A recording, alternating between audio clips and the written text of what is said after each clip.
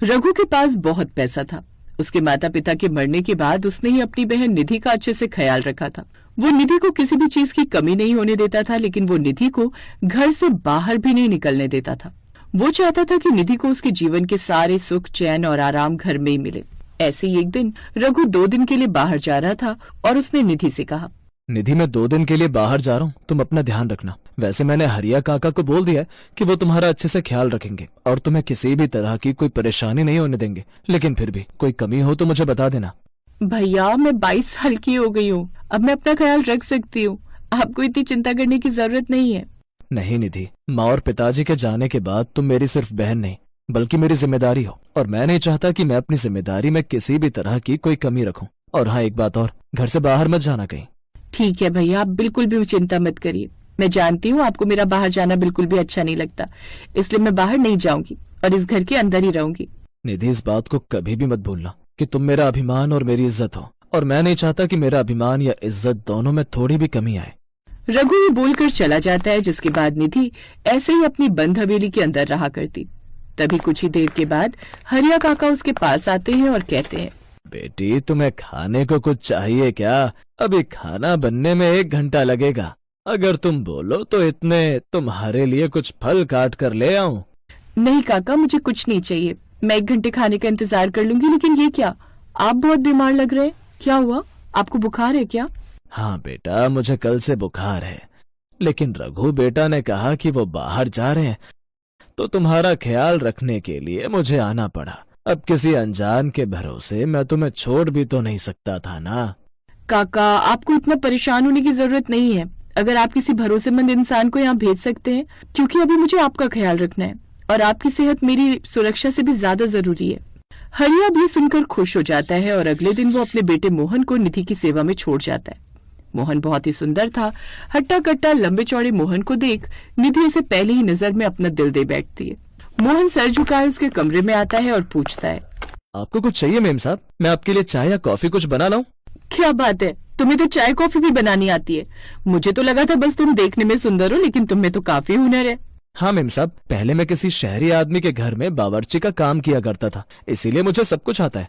तो फिर ठीक है, आप 2 कप चाय बना कर ले आओ, 1 कप तुम्हारी और 1 कप मेरी। और जरा बताओ तुमने क्या क्या काम सीखा है। इस तरह निधि और मोहन आपस में बात करने लगते हैं। वैसे रघु कहकर धोखा गया था, लेकिन उसे आने में 4 से 5 दिन लग जाते हैं और निधि मोहन के करीब जाने लगती है।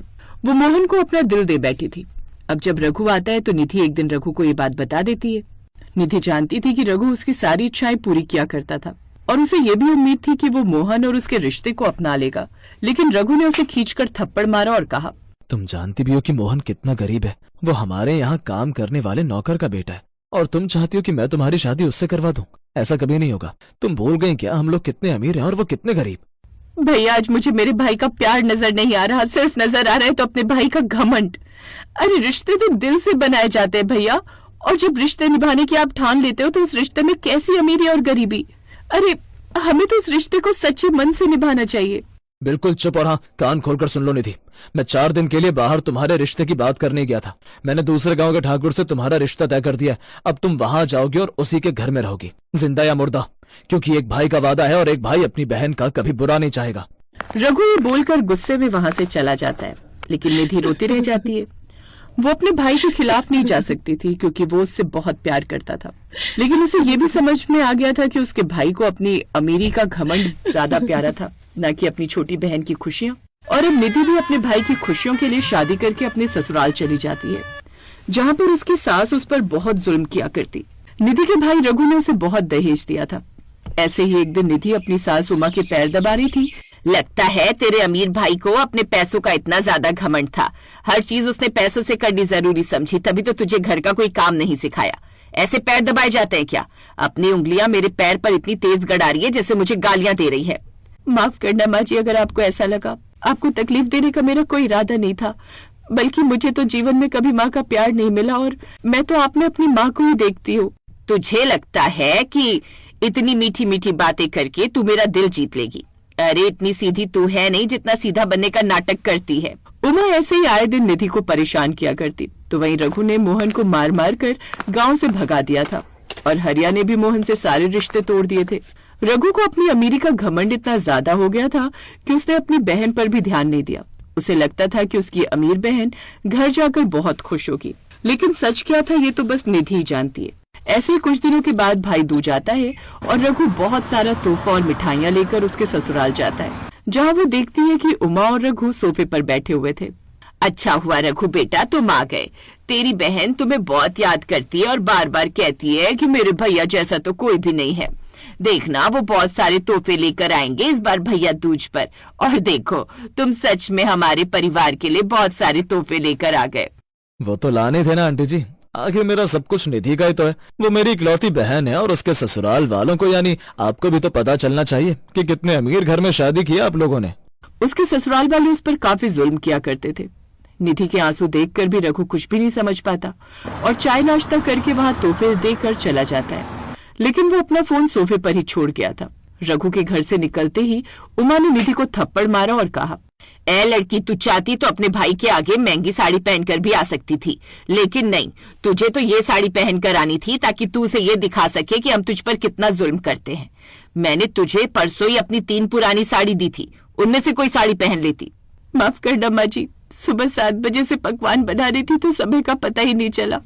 आपने सारे नौकर भी घर से निकाल दिए तो घर का काम करने के बाद समय नहीं मिला कि मैं तैयार हो पाऊं कि तभी रघु जाकर उसका हाथ पकड़ लेता है और उमा को एक थप्पड़ मारते हुए कहता है, तो ये आप लोगों की असलियत है। आप लोग मेरी बहन पर इतना जुल्म करते हैं और ये है कि हर वक्त चुप रहती है। आज तक इसने कभी भी आप लोगों की शिकायत तक नहीं की। रघु ये बोलकर अपनी बहन निधि को आंखों में आंसू भरकर देखता है और निधि कहती है, किससे शिकायत करती भैया? उस भाई से जो अपनी अमीरी के घमंड में चूर था। उसे तो बस अब चकाचौंध नजर आती है। एक अमीर भाई को अपनी बहन के आंसू कहाँ नजर आते? अरे आपकी बहन ने तो पहले भी रोते हुए कहा कि मेरे साथ गलत मत कीजिए, तब भी आपने मेरी बात नहीं सुनी क्योंकि आप अपने घमंड में चूर थे।